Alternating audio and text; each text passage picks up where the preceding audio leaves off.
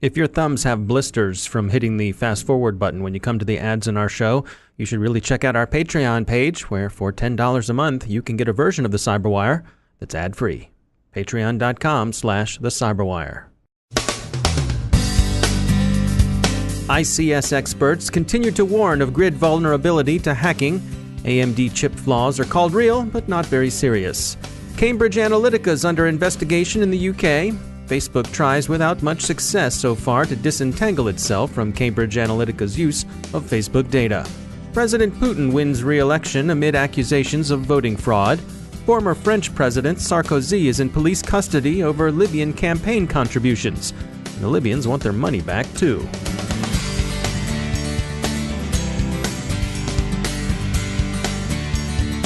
Now I'd like to share some words about our sponsor, Cylance. You know you've got to keep your systems patched, right? Patching is vital, and WannaCry, which hits systems that hadn't been patched against a known vulnerability, well, that's Exhibit A. But you also know that patching is always easier said than done. Cylance has some thoughts about how you can buy yourself time and breathing room if you went for modern endpoint protection. Think about protecting the endpoints from the threats you never see coming. Cylance endpoint security solutions will do exactly that. Fend the bad stuff off and do your patching quickly, but systematically. It's artificial intelligence, and it's a natural for security. Check out the Cylance blog, Another Day, Another Patch, at Cylance.com. And we thank Cylance for sponsoring the Cyberwire. That's Cylance.com for cybersecurity that predicts, prevents, and protects.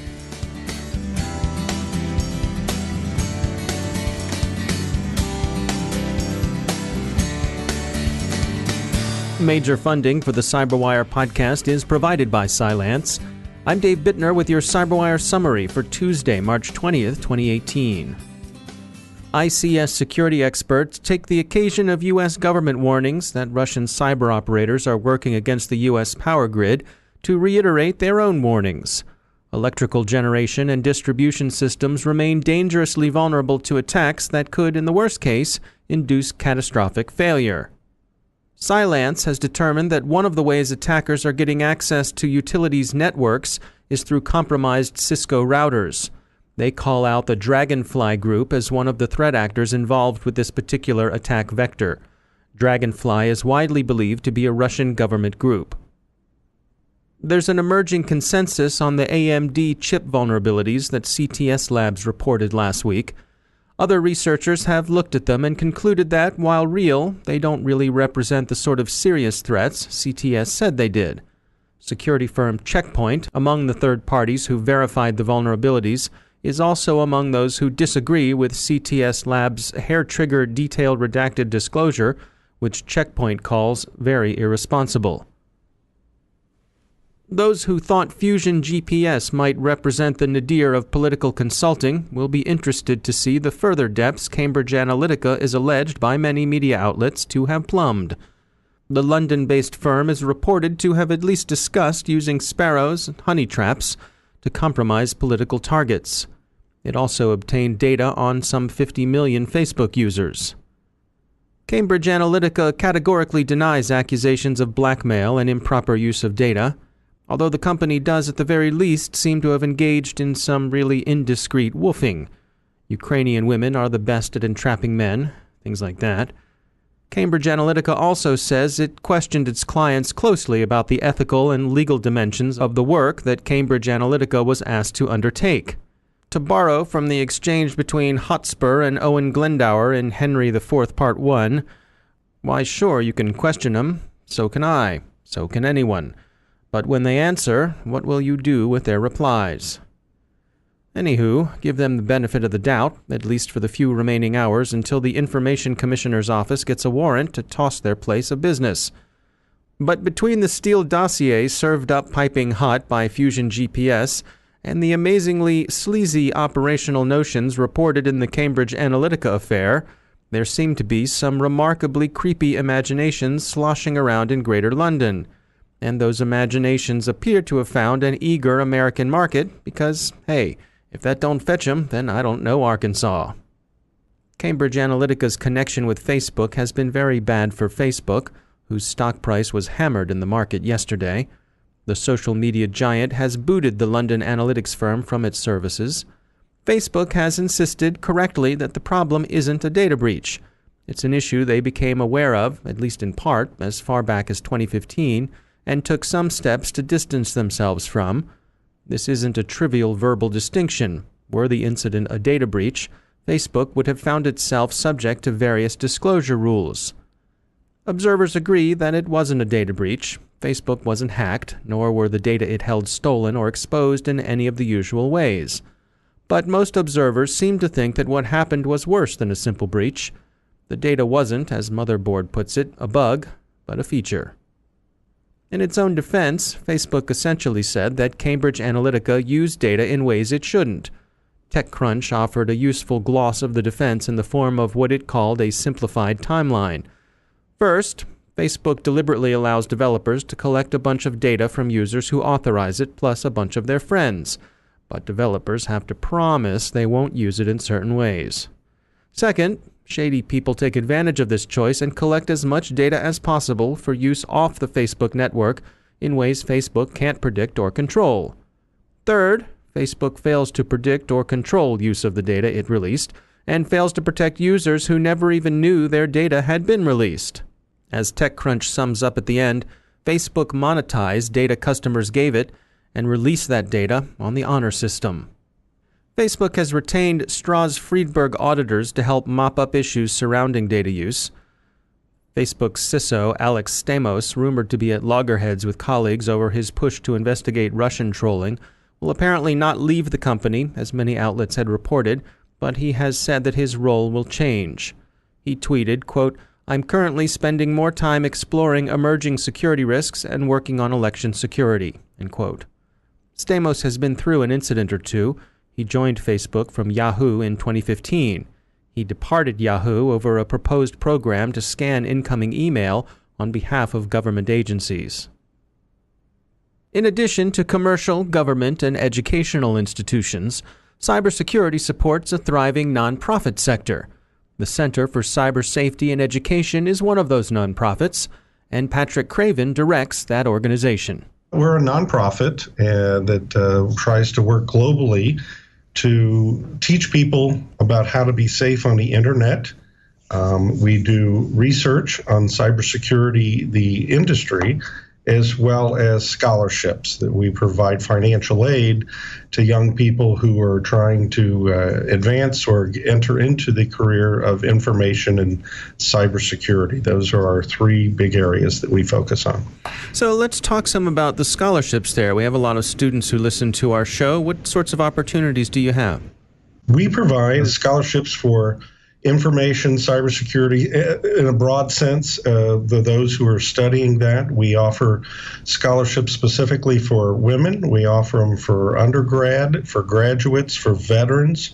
We have a variety of different ways that we try to break it out. And in just our 7 years that we've been in existence, we've awarded over $1 million in financial aid. We did nearly $200,000 last year, and we're accepting applications right now for the 2018 one, and that'll be closing up in the next few weeks. Yeah, we certainly hear about this skills gap and the number of open positions that are available. What part do you see your organization playing in helping to try to close that gap? Well, it's kind of interesting when you bring up the gap. That is actually, as I said, research is one of the things that we do. That was our research.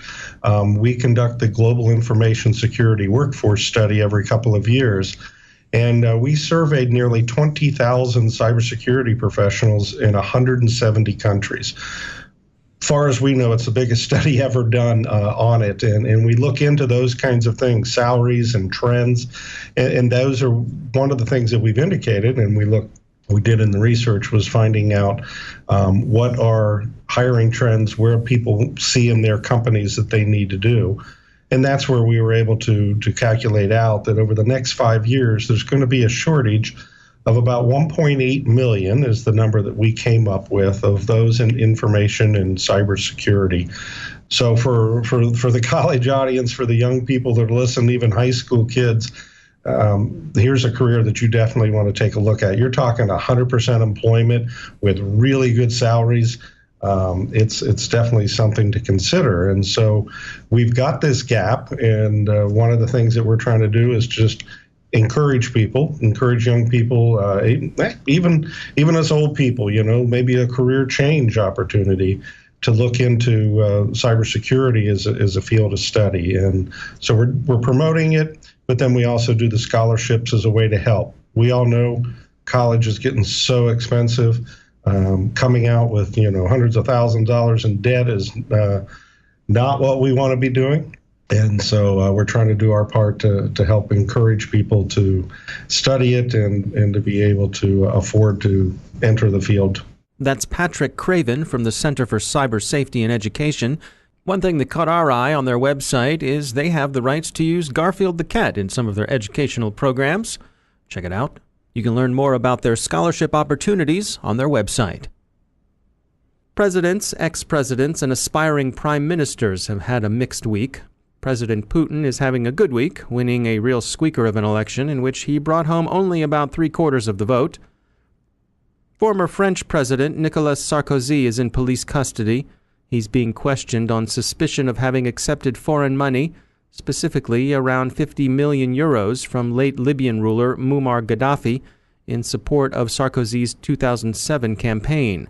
This would violate at least two provisions of French election law: accepting foreign support and exceeding spending limits. 50 million in Libyan euros would have been more than twice the 2007 limit of 21 million euros. Gaddafi's son and heir has been demanding his money back since 2011. In the UK, Labour leader Jeremy Corbyn is rumoured to be in trouble with his own party. Labour's front bench is said to be fed up with their leader, particularly over his tepid response to the nerve agent attacks in Salisbury that many feel made him look both reflexively anti-Western and a reliable Russian stooge. His Lenin cap has also aroused controversy, with Labour insisting it's not really a Lenin cap and shouldn't be made to look more like a Lenin cap in news photos than it already does. But the need to offer even this defense has been accepted with ill grace. Besides, Russia's not really communist anymore. Let's get up to speed, Mr. Corbyn. If you'd like a change of headgear, this Baltimore company will happily send you a Red Sox cap. Finally, we are shocked to hear that President Putin's re-election may have been aided by ballot stuffing, especially because ballot stuffing seemed in this case hardly necessary. Even more unnecessary than Richard Nixon's itch to send burglars into the Watergate, as if he needed that to beat George McGovern. Still, if the Russians voted early and often, give Vladimir Vladimirovich credit for going that extra mile. And now a moment to tell you about our sponsor, ThreatConnect. With ThreatConnect's in-platform analytics and automation, you'll save your team time while making informed decisions for your security operation and strategy. Find threats, evaluate risk, and mitigate harm to your organization. Every day, organizations worldwide leverage the power of ThreatConnect to broaden and deepen their intelligence, validate it, prioritize it, and act on it. ThreatConnect offers a suite of products designed for teams of all sizes and maturity levels. Built on the ThreatConnect platform, the products provide adaptability as your organization changes and grows. The pioneer in threat intelligence platforms, ThreatConnect provides organizations a powerful cyber threat defense and the confidence to make strategic business decisions. With ThreatConnect, your team works as a single cohesive unit, reinforced by a global community of peers. To register for a free ThreatConnect account or learn more, visit threatconnect.com/free. That's threatconnect.com/free to learn more. And we thank ThreatConnect for sponsoring our show.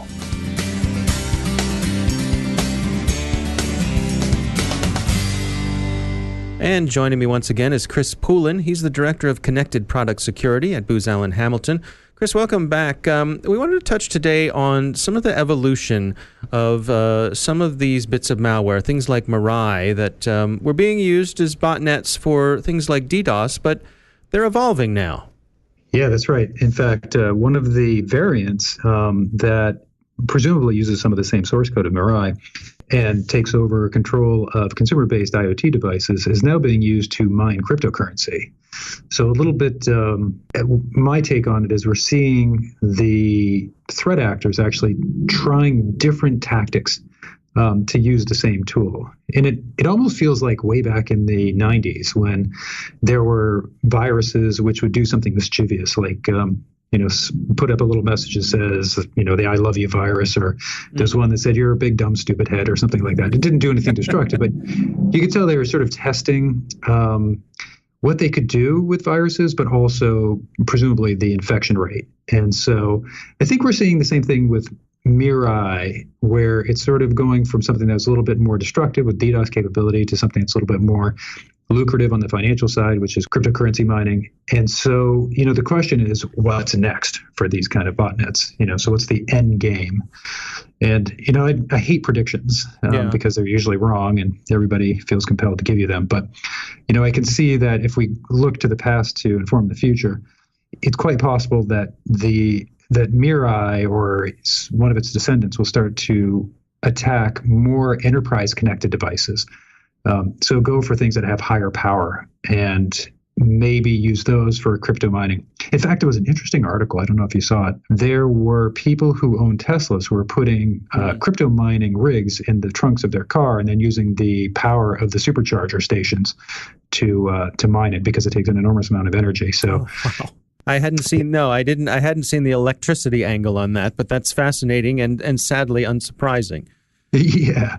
Well, and it annoys me because I'm a Tesla owner, and so that basically erodes my ability to use the resource that I've already paid for. So, but I think that, when you start looking at enterprises, they've got access to a lot more electrical power, presumably a lot more compute power. So I wouldn't be surprised if Mirai or something similar was to start to attack enterprises and also cloud computing environments, particularly when you combine recent AWS configuration vulnerabilities that we've seen where the users have not properly locked down their AWS instances.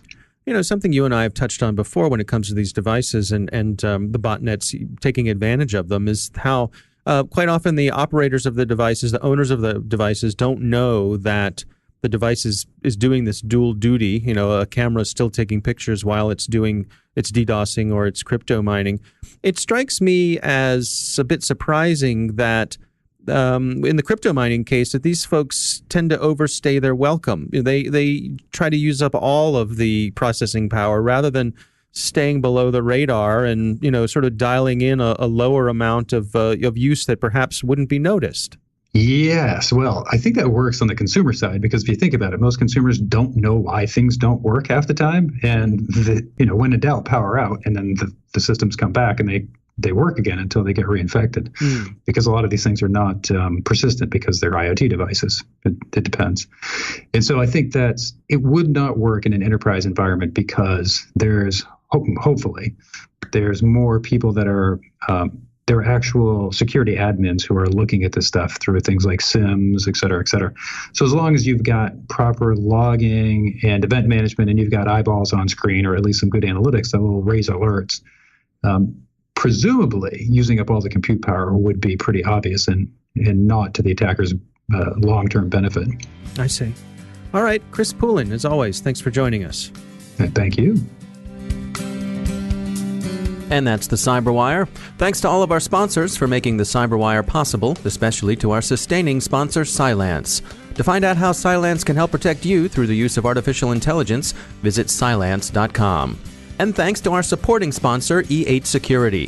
Follow the behavior, find the threat. Visit E8Security.com to learn more. The Cyberwire podcast is proudly produced in Maryland out of the startup studios of Data Tribe, where they're co-building the next generation of cybersecurity teams and technology. Our show is produced by Pratt Street Media with editor John Petrick, social media editor Jennifer Iben, technical editor Chris Russell, executive editor Peter Kilpie, and I'm Dave Bittner. Thanks for listening.